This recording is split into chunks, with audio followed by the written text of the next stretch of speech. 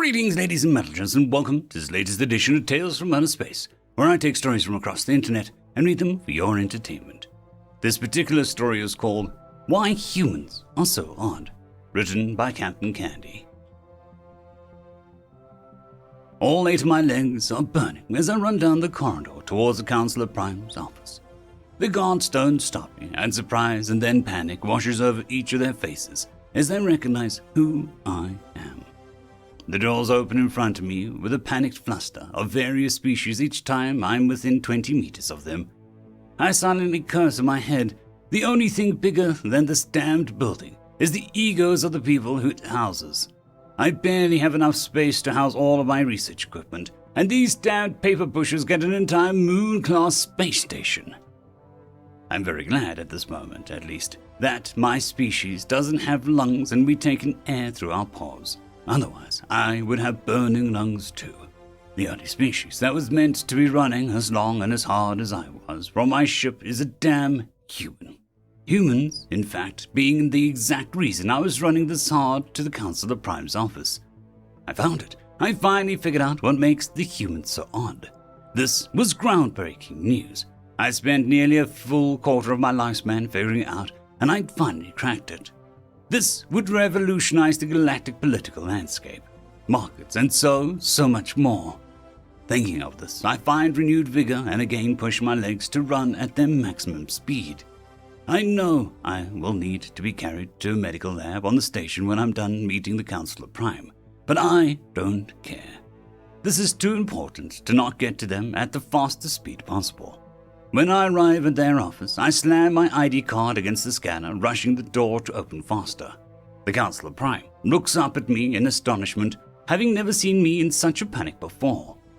As soon as the door is open, I recklessly charge into the room, interrupting a clearly scheduled meeting with the Shah, a small mammalian species, about the height of a human golden retriever and 3 times as soft.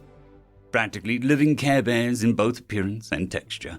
The only difference being that the Shah had such deep voices, most species would hear the rumbling of their speech for minutes after they were done talking. I see the meeting and don't even hesitate as I make eye contact with the Shah Council representative and say, "Out!"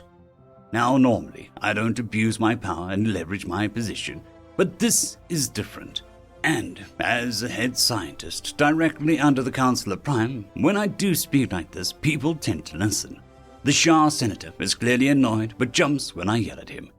He hurries out of the room like one of the night beast predators from his world just came out from under his seat. When the door is closed, I use my ID card to seal it shut, so nobody in the lower authority than me can open it again. The Council of Prime, seeing this behavior, raises an eyebrow at me, an expression we picked up from the humans. I turn to them and sit down properly before I begin. "Council of Prime, I'm sure you're wondering about my rather rude and abrupt behavior, but I promise you that it is not without reason. I did it. I figured out the root cause of why the humans are so different from the rest of us." The Council of Prime, hearing this, sits up a little straighter and leans in on her desk, saying, "Go on then. It's about time we cracked this one." I nod my head and continue. "If I may, I would like to recap everything first. It'll make more easier that way, I promise." Seeing a nod of assent from the Council of Prime, I continued. "First, we should look at the most peculiar human behavior, pack bonding. As you know, Councillor, humans will bond with anything and everything, right down to a trash can with eyes and a smile. Secondly, humanitarian aid, as they call it. They help other species, not even sentient ones, not for political leverage or to look good for the public eye, but because they want to. Then there is this odd human behavior of trying to genuinely comfort other beings who are in distress of any sort, whether the human is doing so as a licensed physician or a psychiatrist or not. All of these behaviors are odd and make it hard to vote in a session involving humans. They will always complicate things to try and make it so everybody gets something good out of the deal. This makes the process 5 times longer and much more expensive. All of these behaviors, I have finally found the reason for it. It is an odd human emotion that they have that is responsible. They call it empathy, Councillor Prime, whereas we understand the emotions and feelings of others on a scientific level. We know other beings, not us or our species, feel the same emotions we do generally. that they feel pain and joy as well. Humans feel it. The Counselor Prime interrupts me with a hand and asks, Lead Scientist Chaval, are you saying they feel an emotion we simply don't? Or are you saying that they understand it deeper? Isn't this empathy simply a deeper knowing of the fact that others feel in similar, if not the same ways as them? It is neither, Counselor Prime. It is not so much that the human's empathy is a distinct emotion. Rather, it is a term they use to describe that they feel the emotion of others around them. It isn't an understanding or knowing on a deeper level either. It is, hard to describe. I know. Counselor Prime, do you understand how that computer in front of you works? Not the specifics, just roughly. The Counselor nods her head, and I continue. Then, with your basic understanding, could you theorize on how to change or program the circuit that governs its functions for improved performance? Seeing the Counselor Prime shake her head, I keep on going. Well, Counselor Prime, the human's empathy is like that with emotions. While we understand that another being is feeding them, it's just that. But humans are different. It's like just by being near a computer, they can understand and know its functions like they operate it the exact same way. Knowing this, they can then make suggestions for how to improve it. Empathy allows them to see from the other being's perspective, to feel the emotions that they're feeling. This is how they pack bond with others so quickly. They understand us, sometimes better than we do ourselves. They try to make sure everyone is happy with a deal because they feel our emotions as we do, and wish to feel the happiness we do from a positive deal. I think, Counselor Prime, we are dealing with quite possibly the first race with an actual psychic ability. The ability to feel the emotions, pain, and so on of others. The reason why humans act in an odd way they do that baffles us is this: empathy. I am deeming it a quasi-psychic ability to feel the emotional and physical states of others. The Counselor Prime let out a deep sigh and spoke up. Thank you, Lead Scientist Cheval.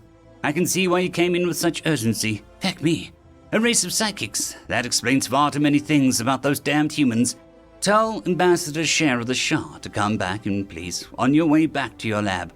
No, and expect a raise in some construction to expand your lab in the near future. Now excuse me, there is so much paperwork to do in the coming days. End of story. Story number 2, Debrief of Trooper of the Galactic Council after First Contact, by Shadeskira. I am not 100% sure when it all changed, the nervous trooper said, his tentacles shaking as he sipped his water. It just did. 1 second opposition was being overrun, then the next we had room to regather and reorganize. The chief investigator of the Galactic Council sighed. How about we start at the beginning? The trooper nodded. So, I was stationed in Elysium. It's not a bad planet. Sure, it's at the rim of the Vinodon space, but the planet was nice and the climate was calm and warm.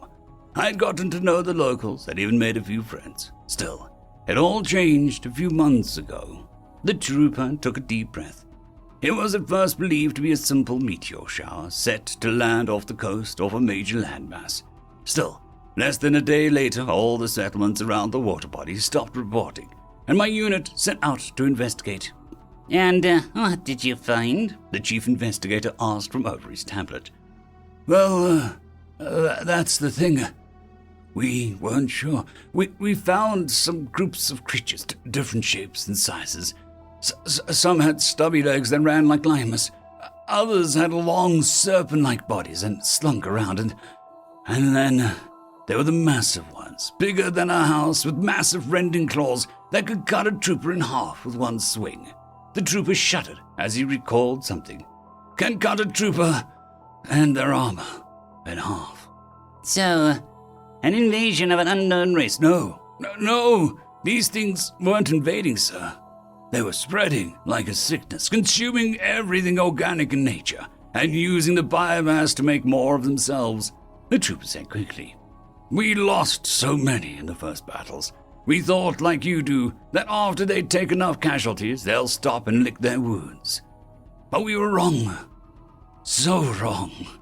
Are you suggesting they didn't stop their assaults? Assaults? You mean onslaughts? They kept coming, never stopping, never slowing, even after you blow off the head of one. Those around her would rather keep attacking or... The trooper looked a deeper shade of blue, like he was about to throw up. Or what, trooper? The chief investigator asked while pushing the trash can closer to the trooper. Or eat their fallen, the trooper said before throwing up into the trash can and wiping away it with his tentacle. We couldn't believe it when we saw it the first time. It left us speechless. How do you fight an enemy that sees its fallen as brethren as food? So, how did you survive? Well, I think it changed when the other aliens broke into the atmosphere in the void craft and flew like birds of prey. The trooper spoke with a bit of awe in his voice, striking the monsters with the speed and fury of a wrathful god. They brought us precious seconds to reform our line and keep fighting. So, these new aliens, what did they look like? The chief investigator asked, his 4 eyes narrowing with intent. I didn't see one until the last step of the evacuation. Me and what remained of my unit were on the west side of the spaceport. The alien voidcraft still making passes over the monsters, firing their weapons and dropping explosions. But the numbers of monsters didn't slow down. The trooper took a long sip of water. That is, when I finally saw them, a voidcraft, a boxy one, landed behind our position and started unloading these aliens. But to me, they looked like monsters too, 8 units tall, clad in heavy and sealed armor, carrying weapons the size of a podling. Their footsteps were heavy and their eyes glowing red, but they walked past our position. One that looked like their leader, directing the others as they lined up by the door. The chief investigator gulped and looked through the viewport down to the planet where a single dot was green in a mass of blanket of red. And, what did they do next? They opened fire, sir. Their weapons clapped like thunder as they fired what I believed to be slugs of metal. Each one held a massive weapon that was fed ammo from a backpack, except their leader, who carried a small version and was picking off monsters that survived the fire of his soldiers. The trooper set his cup down. What surprised me was when the aliens finally spoke. It was perfect Lomas, my native tongue. They told me and my men to go and leave. They knew how to speak your language? The chief investigator asks with a surprise. Yes, sir, and perfectly too. Their leaders said that they were from the Grand Terran Empire's 3rd Space Marine Corps, and that the planet would be lost if we stayed. The trooper sighed and looked down to the planet. I chose not to argue with the giant and ordered my men to take the last shuttle out. Did you just say, Terran? The chief investigator asked, his biological fear response flaring hard as if feathers plumed out and made him seem bigger than he was. Yeah, the Grand Terran Empire, the trooper said back. Dear heaven and hells, the chief investigator looked down at the planet as more Terran warships arrived. The humans have passed the great filter. End of story.